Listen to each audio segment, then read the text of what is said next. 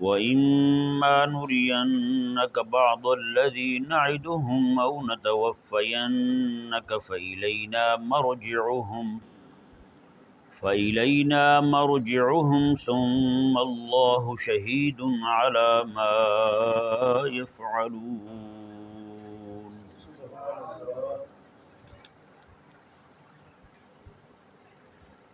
جیسا کہ پچھلی آیا کریمہ میں اللہ تبارک و تعالی نے اپنی استعداد سماعت اور استعداد بصارت ضائع کرنے والوں کے نقصان اٹھانے کا ذکر بیان فرمایا۔ اس آیہ مبارکہ میں ایسے تمام لوگ جو ہدایت سے نفع نہیں اٹھاتے، خاص طور پر ویسے یہ خطاب جو ہے اہل مکہ کو ہو رہا ہے، اہل مکہ کے متعلق ہو رہا ہے۔ اللہ تعالیٰ نے ارشاد فرمایا وَإِمَّا نُرِيَنَّكَ بَعْضَ الَّذِي نَعِدُهُمْ، فرمایا کہ حبیب پیارے یہ ممکن ہے کہ ہم آپ کو آپ کی ظاہری حیات مبارکہ میں ہی کچھ وہ دکھا دیں جس کی ہم نے ان کو دھمکی دی ہے۔ مشرکین مکہ کو کچھ نہ کچھ آپ کی زندگی مبارکہ میں ہی دکھا دیں، یہ بھی ہو سکتا ہے۔ او نتوفینک، یا پھر آپ کا وصال شریف ہو جائے، آپ دنیا سے رخصت ہو جائیں، تو فإلینا مرجعہم، پھر انہوں نے آنا تو ہمارے پاس ہی ہے۔ دو صورتیں ہو سکتی ہیں حبیب پیارے ان کے معذب ہونے کی، ان پر عذاب آنے کی۔ ایک صورت یہ ہے کہ ہم ان کو دنیا میں عذاب دے دیں اور آپ کی زندگی میں ہی دے دیں، ظاہری حیات مبارکہ میں ہی ان کو عذاب میں مبتلا کر دیں۔ تو ایک صورت یہ ہو سکتی ہے۔ دوسری صورت یہ ہے کہ ہم آپ کو بلا لیں اپنے پاس، ان کو یوں ہی رہنے دیں، پھر ان کو جب یہ ہمارے پاس آئیں تو اس وقت ہم ان کو پھر پکڑیں، تب عذاب دیں ان کو۔ یعنی دونوں صورتوں میں آپ کے سامنے ہی ہوگا، آپ کی ظاہری حیات مبارکہ میں عذاب دے دیں ان کو، یا پھر آپ کو اپنے پاس بلا لیں، ان کو بھی چھوڑے رکھیں، ان کو چھوڑے رکھیں دنیا میں، ان کو کچھ نہ کہیں، جب یہ ہمارے پاس آئیں تو پھر ہم ان کو پکڑیں۔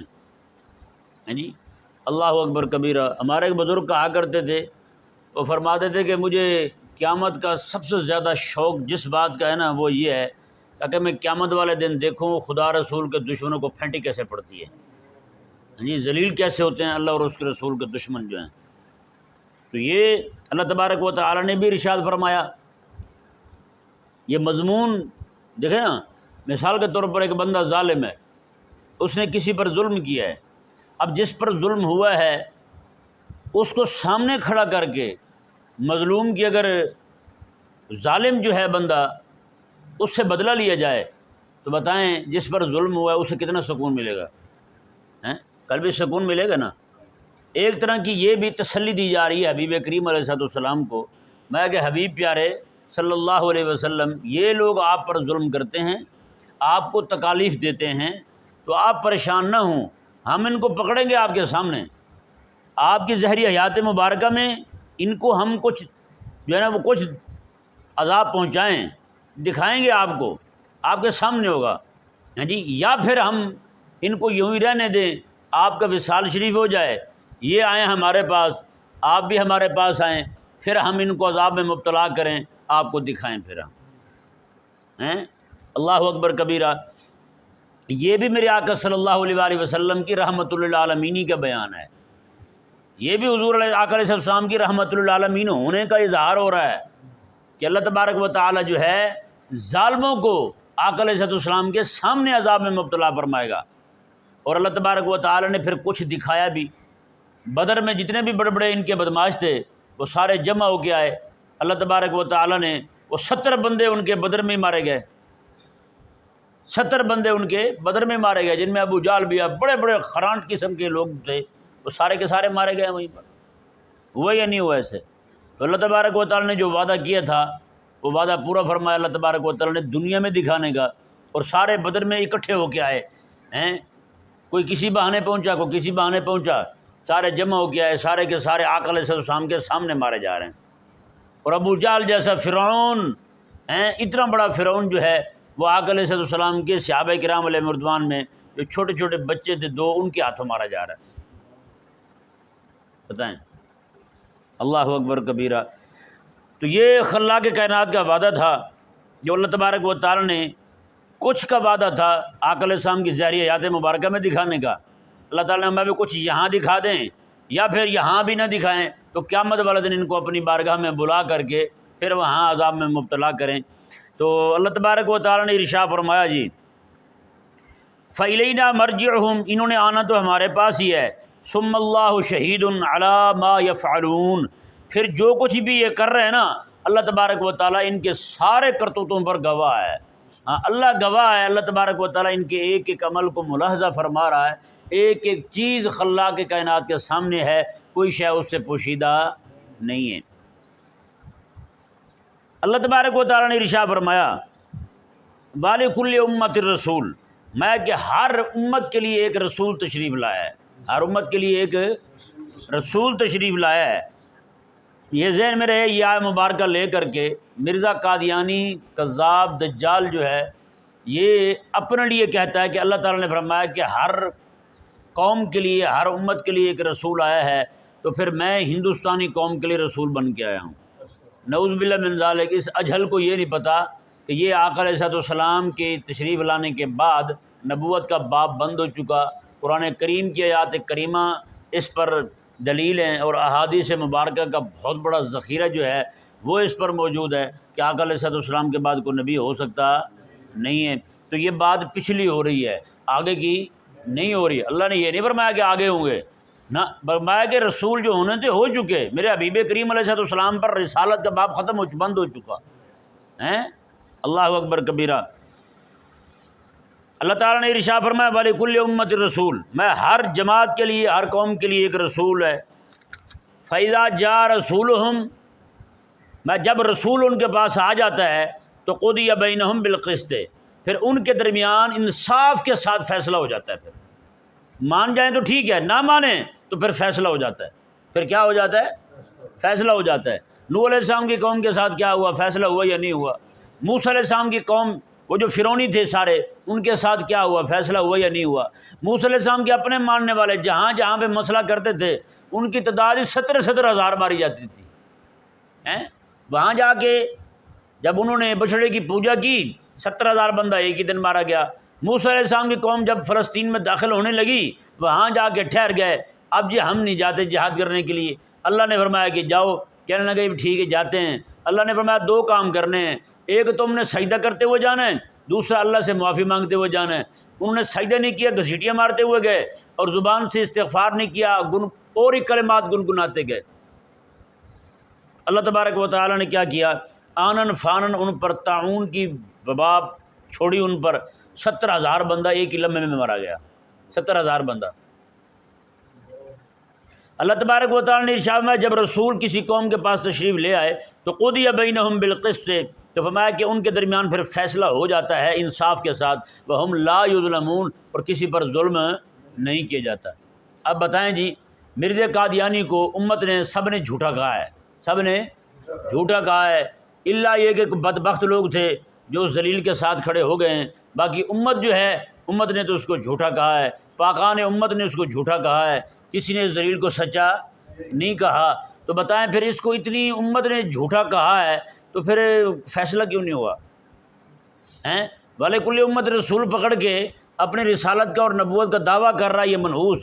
تو پھر اگلی آیت مبارکہ جو اللہ تبارک و تعالیٰ اسی آیت مبارکہ کے اگلے حصے میں اللہ فرما رہا ہے میں کہ جب رسول کا انکار کر دیا جائے تو پھر اللہ فیصلہ کر دیتا ہے، تو وہ فیصلہ کیوں نہیں ہوا؟ جی اس کا مطلب یہ ہے کہ یہ پھر جھوٹا ہے۔ یہ آیت مبارکہ کا تقاضا ہے کہ ہر رسول جو ہے اللہ تبارک و تعالیٰ کا رسول جو تشریف لاتا ہے وہ اتمام حجت ہوتی ہے، یعنی رسول آ گیا اب حجت ختم، بس جی اس نے پیغام حق سنا دیا، توحید کا پیغام سنا دیا، لوگوں نے مان لیا فابیا، نہیں مانا تو پھر عذاب آ رہا ہے۔ یہ اللہ تبارک و تعالیٰ کا طریقہ مبارکہ رہا ہے، اور وہی اللہ تبارک و تعالیٰ نے اپنے حبیب کریم علیہ السلام کو فرمایا۔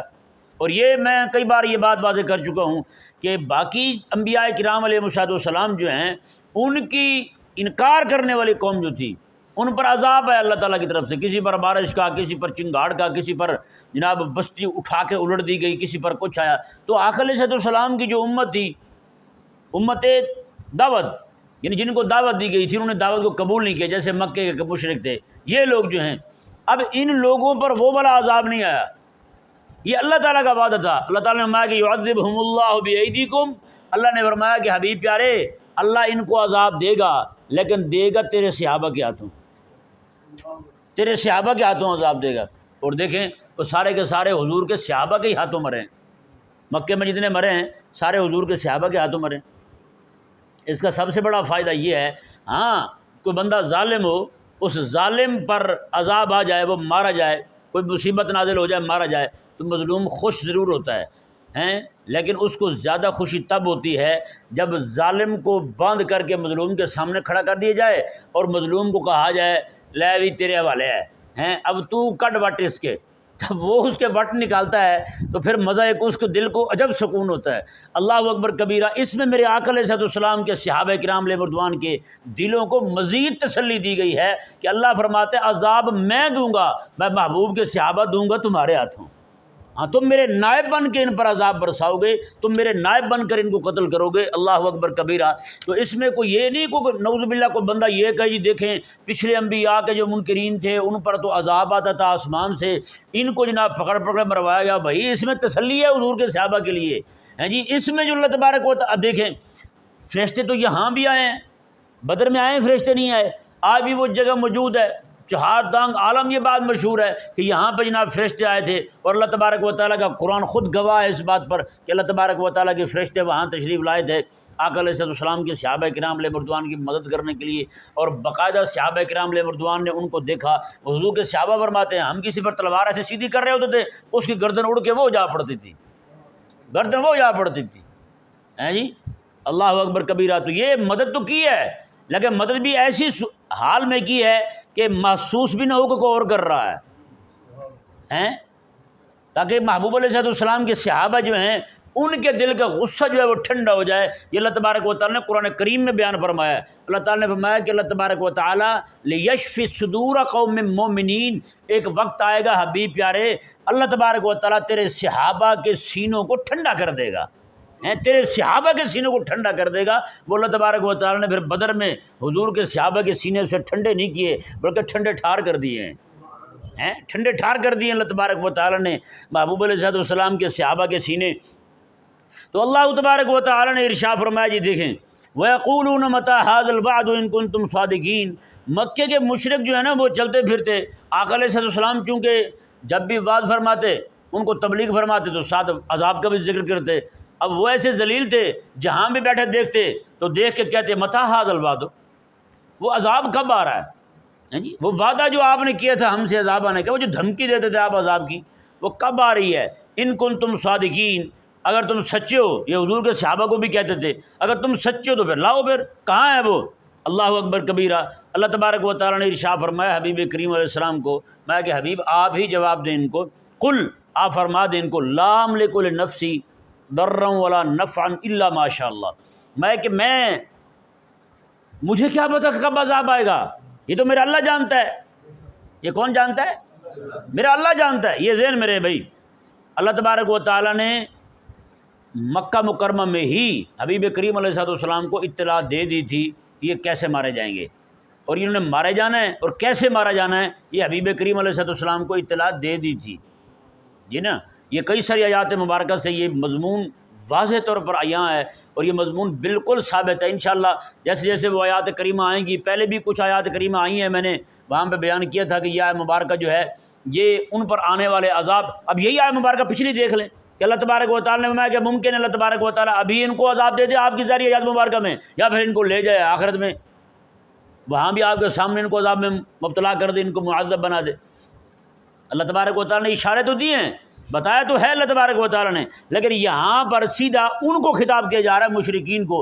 اللہ تعالیٰ نے میں حبیب آپ ان کو فرما دیں لا املک لنفسی ضرا ولا نفعا الا ما شاء اللہ، مجھے کیا پتا تم پر عذاب کب آئے گا، لیکن ہاں میں تو اپنے لیے بھی نہ نقصان کا مالک ہوں نہ نفع کا مالک ہوں، الا ما شاء اللہ، ہاں اتنا جتنا میرا اللہ چاہے، جتنا میرا اللہ چاہے، یعنی میں نہ اپنے آپ سے نقصان دور کر سکتا ہوں نہ اپنے آپ کو نفع پہنچا سکتا ہوں جب تک میرے اللہ کی مشیت نہ ہو۔ ہاں میرے اللہ کی مشیت ہو تو پھر بات اور اللہ کی مشیت ہو تو پھر ہم بدر بھی چلے جائیں گے، وہاں 70 ان کافروں کے سرماؤں کو بھی مار دیں گے۔ اللہ تبارک و تعالیٰ کی مشیت ہو تو پھر ہم مدینہ سے تبوک چلے جائیں گے، وہ سارے کے سارے وہاں سے بھاگ جائیں گے۔ اللہ تبارک و تعالیٰ کی جب مشیت ہوگی تو میرے صحابہ جو ہیں وہ یمامہ جائیں گے، وہاں جا کر کے ان کے 36,000 منکرین ختم نبوت کو قتل کر دیں گے۔ میں جب مشیت ہوگی اللہ تبارک و تعالیٰ کی تو پھر چاہے سارے کافر اکٹھے ہو کے ہم پر مدینہ میں حملہ آور ہو جائیں گے تو مدینہ میں ہم تنہا بیٹھ کے ہمارے 3,000 بندے ان کے 10,000 بندے اکیلی ہم خندقیں کھو دیں گے، اللہ تبارک و تعالیٰ کو ایک بندہ بھی ہماری طرف ان کا نہیں آنے دے گا۔ جب اللہ کی مشیت ہوگی تو پھر یہ ہوگا، اللہ کی مشیت ہوگی تو بدر میں ہمیں نقصان نہیں پہنچے گا، اللہ کی مشیت ہوگی تو عہد میں ہمیں نقصان اٹھانا پڑے گا، یہ اس کی مشیت ہے۔ لا املک لنفسی ضرا ولا نفعا الا ما شاء اللہ، میں تو اپنے آپ کو نہ نقصان سے بچا سکتا ہوں نہ اپنے آپ کو خود سے نفع پہنچا سکتا ہوں، یہ میرے اللہ کی مشیت ہے۔ میں چونکہ اللہ تبارک و تعالیٰ کا عبد خاص ہوں کہ اللہ تبارک و تعالیٰ نے قرآن میں ارشاد فرمایا ہے سبحان الذی اسریٰ بعبدہ، اللہ نے اپنے بندے کو سیر کروائی، تو میں اسی کا بندہ ہوں، میری اپنی کوئی مرضی نہیں ہے، میں اسی کا بندہ ہوں، میری اپنی کوئی چاہت نہیں ہے، میری چاہت بھی وہی ہے جو میرے اللہ کی ہے، میری مرضی بھی وہی ہے جو میرے اللہ کی ہے۔ عبدیت کاملہ یہی ہوتی ہے بھائی، عبدیت یہی ہے، غلام بندہ بن جائے نا، پھر غلام کی اپنی مرضی کون سی ہوتی ہے؟ ایک غلام تھا نا، اس سے کسی نے پوچھا اپنے آقا کے ساتھ جا رہا ہے، آقا آگے آگے وہ پیچھے، میں نے کہا کہاں جا رہے ہو؟ میں نے کہا مجھے کیا پتا۔ کتنے دن رہو گے؟ اس نے کہا مجھے کیا پتا۔ کب واپس آ گئے؟ اس نے مجھے کیا پتا۔ اس نے کہا تو پھر کس کو پتا ہے؟ وہ میرے آقا کو پتا ہے، یہ اسے پتا ہے۔ تو پھر بھائی جب غلام بن گیا بندہ، عبدیت اس بندے میں آ گئی، بندہ عبدیت مان لے تو پھر یہ کہ اللہ کا حکم یہ کیوں دیا جی؟ یہ تو پھر خرچہ ہو جائے گا بھائی، زکوٰۃ دینی پڑے گی 100 میں سے 2.5 روپے، ہیں جی یہ تو بہت پیسے ہیں بھائی، 100 میں سے 2.5 روپے پورے، بڑا مشکل کام ہے بھائی۔ یار پورے نصاب میں سے 1 لاکھ میں آپ کو 2,500 روپے دینے پڑیں گے، بہت پیسے ہیں بھائی۔ 1 لاکھ روپے پڑا ہے، 80,000 کا بکرا آ رہا ہے، بالکل ٹھیک ہے، قربانی کرنی چاہیے بھائی۔ پتہ ہے نا زکوٰۃ کسی غریب کو جائے گی، اور بکرا جو ہے 80,000 روپے کا وہ سیدھا اپنے اس گیٹ میں آئے گا، دولت گیٹ جو ہے اپنا ذاتی، اس میں آئے گا، بھاٹی گیٹ جو بھی کہہ لیں، اس کے اندر آئے گا، اس میں کوئی مسئلہ نہیں ہے۔ پھر 80,000 کا بکرا دینے کو تیار ہے قوم، لیکن 1 لاکھ پہ 2,500 روپے وہ برداشت نہیں ہے، وہ جناب اپنے آپ کو بچائیں گے جیسے کیسے ہو کے۔ اللہ تبارک و تعالیٰ نے ارشاد فرمایا جی، آیت مبارکہ دیکھیں، میں لکل امت اجل، اللہ تبارک و تعالیٰ نے ہر امت کی ایک مدت مقرر کی ہے، ہر امت کی ہر جماعت کی ایک مدت مقرر ہے۔ اللہ اکبر، اذا جاء اجلہم، جب ان کی مدت وہ پوری ہو جاتی ہے، فلا یستاخرون ساعہ ولا یستقدمون، تو پھر نہ تو وہ پیچھے ہٹتے ہیں اور نہ ہی وہ آگے ہوتے ہیں، نہ پیچھے ہٹتے ہیں نہ بھی وہ آگے ہوتے ہیں۔ یہ ذرا آگے پیچھے کا یہ ذرا میں سمجھانا چاہتا ہوں آپ کو۔ یستاخرون، مثال کے طور پر اللہ تبارک و تعالی نے کسی قوم کی تباہی کا دن مقرر کیا ہے، تاریخ مقرر کی ہے 11، کون سی؟ 11 تاریخ۔ لا یستاخرون ساعہ، یستاخرون، اس 11 سے تاخیر نہیں ہوگی، اس 11 سے تاخیر نہیں ہوگی کہ 12 نہیں ہوگی، 12 نہیں ہوگی۔ ولا یستقدمون، اور نہ ہی وہ پہلے ہوں گے۔ 11 مقرر ہے، 12 کو نہیں مریں گے۔ تو اللہ تبارک و تعالیٰ نے ساتھ یہ فرما دیا کہ وہ 10 کو بھی نہیں مریں گے، 11 کو مریں گے۔ کس کو مریں گے؟ 11 کو مریں گے۔ اب یہاں پہ ایک بات جو ہے نا جو ذہن میں آ رہی ہے وہ ذرا سمجھنے والی ہے۔ اب بتائیں یار، جب 11 تاریخ آ گئی، اللہ تعالیٰ نے فرمایا کہ جب 11 تاریخ آ جائے گی تو پھر نہ وہ 10 کو مریں گے نہ وہ 12 کو مریں گے، 11 کو مریں گے۔ سمجھ آیا مسئلہ؟ جب 11 تاریخ آ جائے گی تو پھر نہ 10 کو مریں گے نہ وہ 12 کو مریں گے۔ 11 تاریخ کو، اب 12 تاریخ کا ہونا یہ تو ممکن ہے، 11 کے بعد 12 آئے گی۔ اب 11 جب آ گئی تو 10 آ سکتی ہے، 10 نہیں آ سکتی۔ مطلب یہ کہ 11 تاریخ مقرر ہے۔ اب اللہ نے فرمایا لا یستقدمون، میں کہ استخار نہیں ہوگا اور استقدام نہیں ہوگا، استخار نہیں ہوگا اور استقدام نہیں ہوگا۔ استخار تو ٹھیک ہے بھائی 11 سے 12 نہیں ہوگی، کیونکہ 11 سے 12 ہو سکتی ہے، یہ ممکن ہے اور یہ ہونا ہے، 11 کے بعد 12 تاریخ آنی ہے، لیکن 11 جب آ گئی تو پھر 10 تو نہیں نہ آ سکتی، یہ تو محال ہے۔ تو پھر اللہ تبارک و تعالیٰ نے یہ کیوں فرمایا میں کہ جب ان کا وقت آ جائے گا 11 کا تو پھر 10 کو نہیں مریں گے اور 12 کو نہیں مریں گے؟ کچھ سمجھ آ رہی ہے نہیں آ رہی؟ تو 10 تو آنا ہی محال ہے بھائی، اسی مہینے کی 10 تاریخ تو واپس نہیں آتی، اسی مہینے کی جب آپ 11ویں دن کو کھڑے ہیں تو 12واں تو ہو سکتا ہے، 12واں ہو سکتا ہے لیکن 10واں نہیں ہو سکتا۔ اللہ اکبر کبیرہ، یہ کلام پاک کا اعجاز ہے۔ میں پھر مثال سے آپ کو ذرا مزید کھولتا ہوں اس بات کو تاکہ سمجھ آ جائے۔ فرمایا رب تبارک و تعالیٰ نے نہ 12 ہو سکتی ہے نہ ہی 10 ہو سکتی ہے۔ مطلب یہ ہے اس کا، اللہ تعالیٰ نے فرمایا کہ جب 11 تاریخ ان کی مقرر ہے، اب 11 کو 10 کا ہونا، 10 تاریخ کو جیسے ان کا مارا جانا محال ہے نا، میں اسی طرح کر کے جب 11 مقرر ہے اب ان کا 12 تاریخ آنا بھی محال ہے۔ میں کہ جیسے 11 تاریخ کو یہ پہنچ گئے ہیں مرنے کے دن کو، اب جیسے 10 نہیں نہ آ سکتی اللہ تبارک و تعالیٰ میں اسی طرح 12 بھی نہیں ہو سکتی۔ اب اذا جاء اجلہم لا یستاخرون ساعۃ ولا یستقدمون، میں پھر ایک لمحے کے لیے بھی آگے نہیں جا سکتے، جو دن آ گیا ہے وہ آ گیا ہے۔ اب اس کی میں مثال دیتا ہوں اپنی زبان میں، جو ہمارے ہاں ایک لفظ بولا جاتا ہے۔ مثال کے طور پر کوئی بندہ گیا باہر آلو بخارے لینے کے لیے، اور اس کو جا کر کے پوچھا ریڈی والے سے، ریڈی والے سے جا کے پوچھے بھی آلو بخارے ہمیں چاہیے، وہ کہتا ہے بھی 400 روپے کلو۔ کتنے 100 روپے کلو؟ 400 روپے کلو۔ اب پنجابی ہوگا تو کہے گا یار کوئی گھٹ ود، کیا کہے گا؟ گھٹ ود۔ اب بتائیں اس کا مطلب کیا ہوتا ہے گھٹ کرانے کا، لیکن ود کا لفظ کیوں بولا اس نے؟ اس کو فارسی میں کمی بیشی کہتے ہیں۔ کیا کہتے ہیں؟